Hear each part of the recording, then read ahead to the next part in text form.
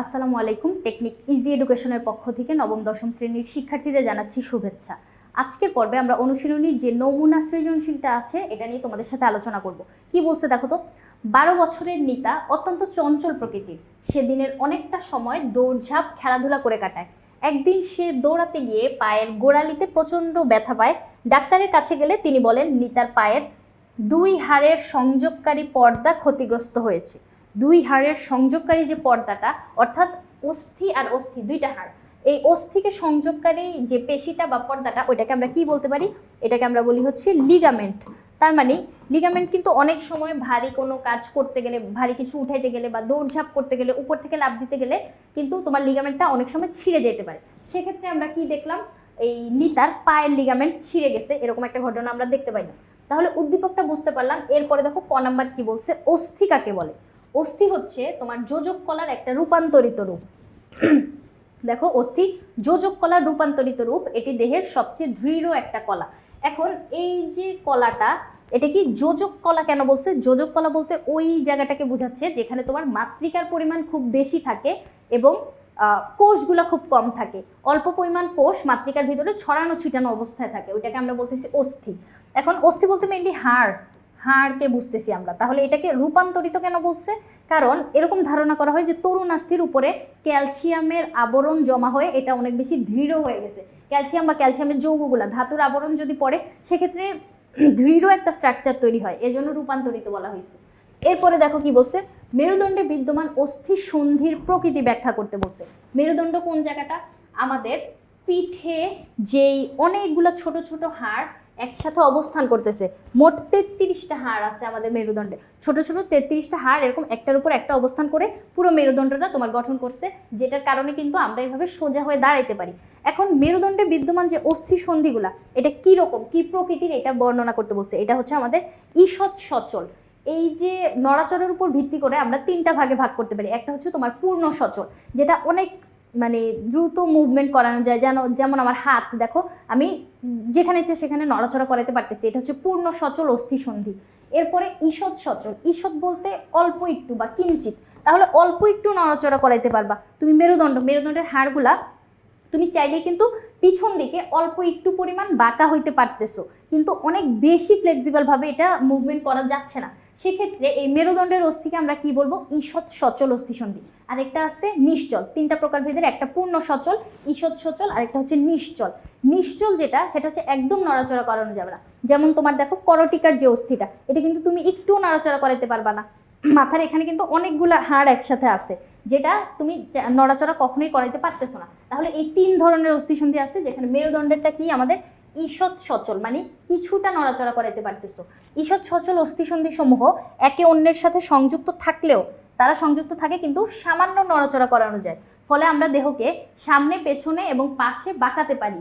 একইভাবে মেরুদণ্ডের অস্থিগুলো একই গঠনের হওয়ায় মেরুদণ্ডকে আমরা সীমিত পরিসরে নড়াচড়া করাতে পারি। তুমি দেখো, এখনই তুমি এটা পড়তে পড়তে একটু চেষ্টা করো, তোমার পিঠের দিকে মানে পিছন দিকে তুমি হেলে যাওয়ার চেষ্টা করো, সেক্ষেত্রে দেখবা কিছুটা হেলতে পারতেছো, কিন্তু একদম পুরোপুরি ফ্লেক্সিবল ভাবে আমরা মুভ করতে পারতেছি না। তাহলে এই যে মেরুদণ্ডের অস্থিগুলো, এগুলা ঈষৎ সচল, কিছুটা নড়াচড়া করানো যায়। এরপরে আসো, নিতার আঘাতপ্রাপ্ত অংশটিকে দরজার কবজার সাথে তুলনা করা হয়। তাহলে নিতার আঘাতপ্রাপ্ত অংশটা কি ছিল? সেটা ছিল হচ্ছে আমাদের পায়ের যে গোড়ালিটা, মানে ওর গোড়ালিতে ব্যথা পাইছিল, গোড়ালির অংশটায় কি ছিঁড়ে গেছিল? লিগামেন্ট। তাহলে এই যে লিগামেন্টটাকে, পায়ের যে লিগামেন্ট, এটাকে আমরা দরজার কবজার সাথে কিভাবে তুলনা করতে পারি? একটা দরজা যদি তুমি কল্পনা করো, দেখো ওর ফ্রেমটা থাকে, তাই না? এই ফ্রেমের সাথে দরজার কপারটা আটকানো থাকে, এটা ধরো ফ্রেমের সাথে এই কপারটা আটকানো থাকবে। কপার আটকানো অনুসারে আমরা কি করতে পারতেছি? এই দরজাটাকে এরকম খুলতে পারতেছি বা বন্ধ করতে পারতেছি। তাহলে দেখো, এই যে দরজাটা, এটা কোথায় আটকানো আছে? এই জায়গায় আটকানো আছে না? এই যে এই জায়গাটায় আটকানো আছে। এই লিগামেন্টও কি করে? তোমার হাড়ের সাথে হাড়কে এভাবে আটকায় রাখতে সাহায্য করে। তাহলে কবজা যেমন পাল্লাকে দরজার কাঠামোর সাথে আটকে রাখে, একইভাবে অস্থিসন্ধি বা লিগামেন্ট হাড়কে আটকে রাখে বলে একে দরজার কবজার সাথে তুলনা করা হয়েছে। তাহলে একটা হাড়ের সাথে আরেকটা হাড়কে আটকে রাখতেছে কে? এই লিগামেন্ট। দরজা যেরকম কবজার সাথে আটকে থাকে, লিগামেন্টও এরকম আটকিয়ে রাখার কাজটা করতেছে, এজন্য ওকে আমরা দরজার সাথে তুলনা করব। এখন লিগামেন্টের কিছু বৈশিষ্ট্য চলো আমরা পড়ি। পাতলা কাপড়ের মতো কোমল, অথচ দৃঢ়, দেখো সেটা হবে পাতলা কাপড়ের মতো। আচ্ছা, এটার আরেকটা বৈশিষ্ট্য আছে, লিগামেন্ট কিন্তু তোমার অনেক বেশি চওড়া হয়, চওড়া ফিতার মতো। এই যে দেখো চওড়া ফিতার মতো অংশ। এখন এই যে চওড়া ফিতার মতো অংশটা, এটা লিগামেন্টের বৈশিষ্ট্য। আর অস্থির বৈশিষ্ট্য যদি বলি, সেক্ষেত্রে এটা দড়ির মতো হবে, মানে এরকম আটি পাকানো দড়ির মতো, কিন্তু এটা চওড়া হবে না। তাহলে চওড়া বৈশিষ্ট্য আমরা কার ক্ষেত্রে দেখতে পাবো? লিগামেন্টের ক্ষেত্রে। এটাকে অস্থি বন্ধনীয় বলা যায়। কি জন্য? হাড়ের সাথে হাড়কে সংযুক্ত করতেছে, তাহলে হাড় আর হাড়কে একসাথে বেঁধে রাখতেছে, অস্থি বন্ধনী। কি বলছে? অস্থিসমূহ পরস্পরের সাথে সংযুক্ত থাকে যে স্থিতিস্থাপক বন্ধনীটার কারণে, সেটাকে আমরা কি বলতেছি? অস্থি বন্ধনী বা লিগামেন্ট। লিগামেন্ট শ্বেততন্তু ও পীততন্তুময় হয়ে এই দুই ধরনের ইলাস্টিক তন্তু দ্বারা গঠিত, ফলে স্থিতিস্থাপকতা অনেক বেশি। লিগামেন্টের স্থিতিস্থাপকতা বেশি, মানে টেন্ডনের তুলনায়। স্থিতিস্থাপকতা বলতে তুমি যদি ওইটাকে অনেক বেশি আঘাত করো বা টানো, সেক্ষেত্রে এটা কি হবে? মানে নিজের অবস্থায় আবার ফিরে আসতে যাবে। ইলাস্টিক বলতে আমরা কি বুঝতেছি? ধরো তুমি টান দিলা, ওইটা আবার নিজের অবস্থায় চলে আসতে পারতেছে। তাহলে ইলাস্টিক যেরকম তন্তু দ্বারা গঠিত, যার স্থিতিস্থাপকতা কিন্তু টেন্ডনের তুলনায় বেশি। এখানে যে বেশি বলছে, স্থিতিস্থাপকতা যে বেশি বলছে, কার তুলনায় বেশি? টেন্ডনের তুলনায় বেশি। টেন্ডনও হচ্ছে এরকম একটা অস্থিবন্ধনী, মানে অস্থিবন্ধনী না, পেশি আর অস্থিকে একসাথে সংযুক্ত করতেছে টেন্ডন, আর অস্থি আর অস্থিকে একসাথে সংযুক্ত করতেছে লিগামেন্ট। এই জায়গাটা খেয়াল রাখা লাগবে, মেইন পার্থক্য হচ্ছে এইটা। এখন কবজা যেমন পাল্লাকে দরজার কাঠামোর সাথে আটকে রাখতেছে, একদিকে মুভমেন্ট করতে সাহায্য করতেছে। যেমন আমাদের এই যে কবজিটা দেখো, এটাকে আমি চাইলে একদিকে মুভ করতে পারতেছি, উল্টা দিকে কিন্তু পারতেছি না। এজন্য আবার কোনইটা দেখো, এটাকে আমি একদিকে ভাঁজ করতে পারতেছি, কিন্তু উল্টা দিকে তো ভাঁজ করতে পারবো না। এখন ভাঁজ করার চেষ্টাও করা উচিত না, ভেঙে যাবে আবার। সেক্ষেত্রে দেখো, এই যে তুমি একদিকে মুভমেন্টটা করতে চাচ্ছ, এইটাই হচ্ছে চাচ্ছ মানে একদিকেই করতে পারতেছো, এইটাই হচ্ছে আমাদের কবজা সন্ধি, যেখানে একটা জিনিসের সাথে আটকানো থাকতেছে। দেখো আমার হিউমেরাসের সাথে এই আলনা রেডিয়াসটা আটকানো পরে এটা একদিকে আমি মুভ করতে পারতেছি। তাহলে এটাকে আমি দরজার সাথে তুলনা করতেই পারি। এইখানে তোমার এই হাড়গুলা কিন্তু মানে কবজা সন্ধির উদাহরণ হিসেবে আমরা বলতে পারি। আর লিগামেন্ট এই জায়গায় কি করতেছে? হাড় আর হাড়কে সংযুক্ত করতেছে। তাহলে এই যে লিগামেন্টগুলো অস্থি সন্ধিকে নড়াচড়া করাতে সাহায্য করে।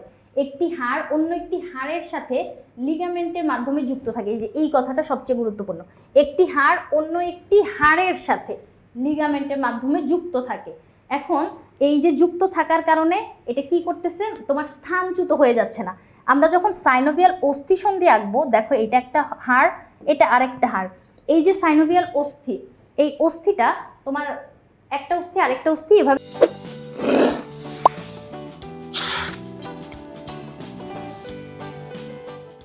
একসাথে অবস্থান করতেছে। এখন এই যে একসাথে অবস্থান করতেছে, হাড়ে হাড়ে কিন্তু ঘষা লাগতে পারে। সেক্ষেত্রে ঘষাটা যাতে না লাগে, এই জন্য কিন্তু আমাদের তরুণাস্থি আছে। দেখো এই কালো দুইটা ধরো হাড়, এইখানে উপরে সাদা যে অংশটুকু, এটা হচ্ছে আমার তরুণাস্থি। তরুণাস্থির কারণে কি হবে? এখনই হাড়ে হাড়ে ঘষা লাগবে না। হাড় যদি ঘষা লাগে, সেক্ষেত্রে তো ক্ষয় হয়ে যেতে পারে। এবং আরও যাতে রিস্ক আমরা অ্যাভয়েড করতে পারি, এই জন্য এখানে একটা ফাঁকা গহ্বর আছে। এই ফাঁকা গহ্বরটাকে আমরা বলবো হচ্ছে সাইনোভিয়াল গহ্বর, যেখানে সাইনোভিয়াল ফ্লুইড থাকে। এই ফ্লুইডটা কি করে? তোমার মুভমেন্টটাকে অনেক বেশি ফ্লেক্সিবল করে। যেমন তোমার চেইন অথবা বড় গেটের নিচে আমরা কি দিই? মোবিল বা লুব্রিকেন্ট দিই না? ওগুলো কি করতেছে? তোমার ওই দুই জায়গায় যাতে ঘর্ষণ কম হয়, যাতে ফ্লেক্সিবলভাবে আমরা নড়াচড়াটা করাইতে পারি, এই জন্য কাজ করতেছে। সেম এখানেও। এখন ধরো এই দুইটা হাড় একসাথে আছে, আমি কি করলাম? ওরা যাতে স্থানচ্যুত না হয়ে যায়, অনেক বেশি নড়াচড়ার ফলে ওরা যাতে বাঁকা হয়ে না যায়, সেক্ষেত্রে আমি এখান থেকে শুরু করে নিচ পর্যন্ত একটা স্কচ টেপ দিয়ে দিলাম। আবার এখান থেকে শুরু করে নিচ পর্যন্ত, এই যে আমার হাতটা মনে করো স্কচ টেপের মতো কাজ করতেছে, এরকম স্কচ টেপ দিয়ে দুইটাকে এরকম আটকায় দিলাম। দেখতে পাচ্ছ ভিতরে হচ্ছে ওরা একদম ঠিক জায়গায় আছে। তাহলে এই যে স্কচ টেপের মতো কাজ করতেছে, এইটাই হচ্ছে লিগামেন্ট। তাহলে চলো আমি স্কচ টেপটা দেই উপর থেকে নিচ পর্যন্ত। আবার এখানে উপর থেকে নিচ পর্যন্ত স্কচ টেপের মতো কাজ করতেছে হচ্ছে এই লিগামেন্টটা। তাহলে তুমি বুঝতে পারতেছো দুইটা হাড়কে ধরে রাখতেছে একসাথে, যাতে স্থানচ্যুত না হয়ে যায়। তাহলে এই যে তখন কি করতে পারতেছে? সব দিকে সোজা বাঁকা হয়ে নড়াচড়া করতে পারে, এবং হাড়গুলো স্থানচ্যুত আর বিচ্যুত হয়ে যায় না, মানে ওর জায়গা থেকে নড়ে যায় না। তাহলে এই যে লিগামেন্টের কাজটা আমরা বুঝতে পারলাম। তাহলে ওর কাজটা কি তুমি কিছুটা দরজার কবজার সাথে মিল পাইছো? যে ও কোনো একটা ফ্রেমের সাথে দরজা যেমন আটকানো থাকে, ওই লিগামেন্টটাও এভাবে আটকায় রাখতেছে, দুইটা হাড়কে একসাথে আটকিয়ে রাখার কাজ করতেছে। তাহলে এটা আমরা বুঝতে পারলাম। এরপরে চলো আমরা ঘ নাম্বার প্রশ্নে যাই। কি বলছে দেখো তো? নিতার উল্লিখিত কাজের কি ধরনের দৈহিক সমন্বয় প্রয়োজন? নিতার কাজগুলা কি কি ছিল? 12 বছরের একটা কিশোরী, যার কোনো কাজ ছিল না, যে সারাদিন দৌড়াদৌড়ি করে বেড়াইতো। কি বলছিল? যে দৌড়ঝাঁপ, খেলাধুলা করা, এগুলোই হচ্ছে ওর কাজ। তাহলে ওর কাজের জন্য, তার মানে এরকম দৌড়াদৌড়ি লাফালাফি করার কাজের জন্য দৈহিক যে সমন্বয়টা, কি ধরনের সমন্বয়? এটা হবে আমাদের অস্থি এবং পেশির ভিতর যে সমন্বয়টা। হাড় কখনো একা একা নড়াচড়া করতে পারে না, কারণ হাড় কি একটা নিরেট বস্তু। দেখো, একটা হাড় যদি আমি আঁকি, এটা একটা দৃঢ় নিরেট বস্তু, এটা কিভাবে একা একা সঞ্চালিত হবে? ওর ভিতর তো কোনো তোমার স্নায়ুতন্ত্রও যায় না। স্নায়ুতন্ত্র না গেলে তো ওখানে তোমার স্নায়ু উদ্দীপনাও পৌঁছাবে না। উদ্দীপনা না পৌঁছাইলে তো সংকুচিত প্রসারিত হইতে পারবে না। আর হাড় তো কখনো সংকুচিত প্রসারিত এমনিও হইতে পারবে না, এটা তো বুঝাই যায়, ও তো একটা দৃঢ় বস্তু। সেক্ষেত্রে সংকোচন প্রসারণ তো আসলে হয়। এই যে আমার এখানে যে হাড়টা আছে, এটা দেখো নড়াচড়া করতে পারতেছে, মানে সংকোচন প্রসারণ না, মুভমেন্ট তো করতেছে।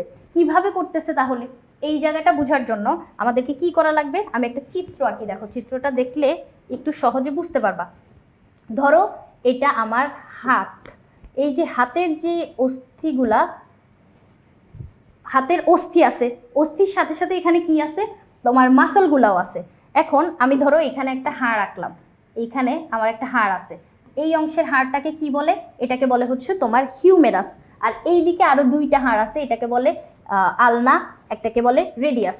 তাহলে এই জায়গায় ওরাও অবস্থান করতেছে। এই জায়গাটার উপরে যে মাসলগুলো আছে না, এখানে একটা মাসল আছে, এই মাসলগুলা তোমার শেষের দিকে, মানে মাসল যেখানে শেষ হচ্ছে ওই জায়গাটায় কিছু সূক্ষ্ম তন্তুর মতো অংশ, এরকম চিকন চিকন অনেকগুলা তন্তু একসাথে, এটাকে ধরে যদি আমি একটা আটি পাকাই, তাহলে দড়ির মতো একটা স্ট্রাকচার তৈরি হবে। এই দড়ির মতো স্ট্রাকচারটা যে তোমার এই হাড়ের সাথে যুক্ত হচ্ছে, তাহলে এই পেশির যে প্রান্ত ভাগ, এটা তোমার অস্থির সাথে যুক্ত হচ্ছে। পেশি আর অস্থি সংযুক্ত থাকলে কি বলবো? পেশি প্লাস অস্থি।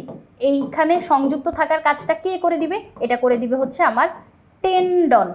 এবং এইখানে যে একটা হাড়, আবার ওখানে যে আলনা রেডিয়াস, আবার এইখানের হাড়টাকে কি বলবো? এটাকে বলবো হিউমেরাস। আর এখানে কি আছে? আলনা আর রেডিয়াস।